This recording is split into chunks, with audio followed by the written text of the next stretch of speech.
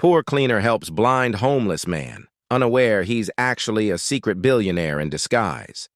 Maria's shoes squelched with each step as she trudged through the slushy sidewalk, her mop bucket wobbling beside her.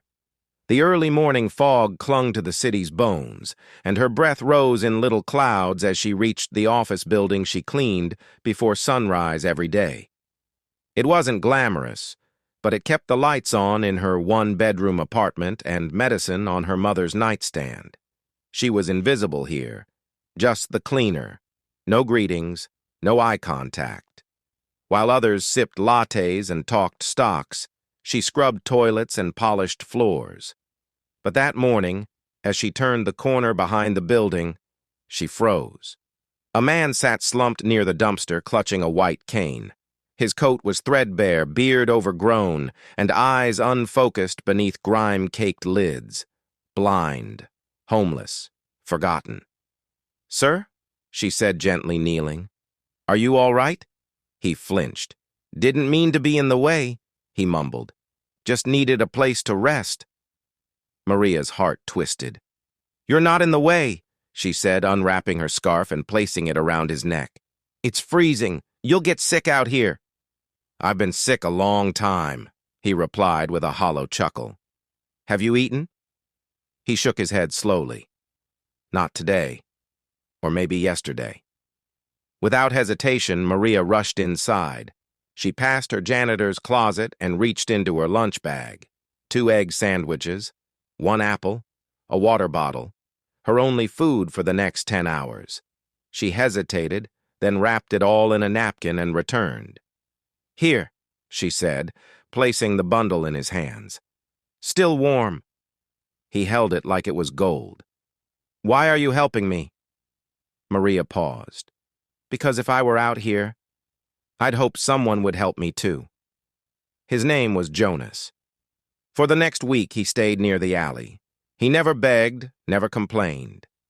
Each morning, Maria brought food, found spare gloves from the lost and found, and sometimes just sat beside him in silence. She didn't know why she cared so much.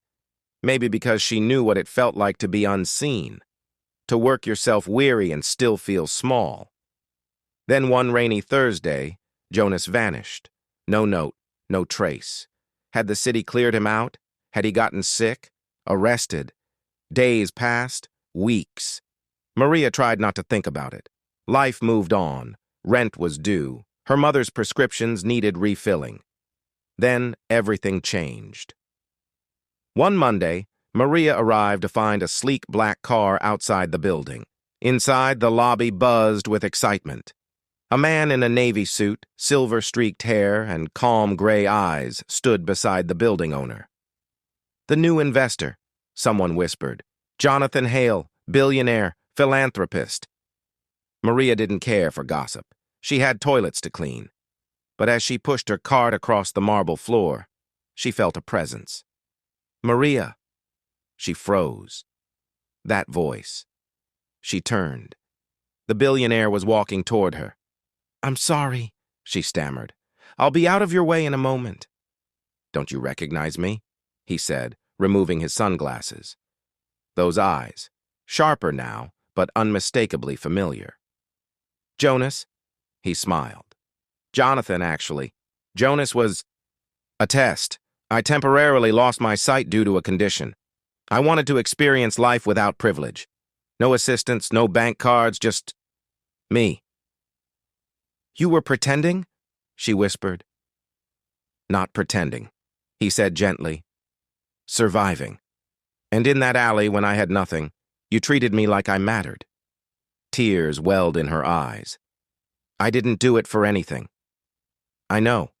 That's why it meant everything." He reached into his jacket and handed her an envelope. "I've started a foundation for those society overlooks, the blind, the homeless, the unseen. I want you to lead it, full-time, with a salary that can take care of you and your mother." Maria's hands trembled. "But I'm just a cleaner." "No," Jonathan said. "You're the kindest soul I've ever met. That's what real leadership looks like." She looked at the envelope, then at him. "Why me?" He smiled. Because you saw me, when no one else did. And in that moment, the cleaner and the billionaire stood eye to eye, not divided by class or wealth, but united by something deeper, the quiet, world-changing power of compassion.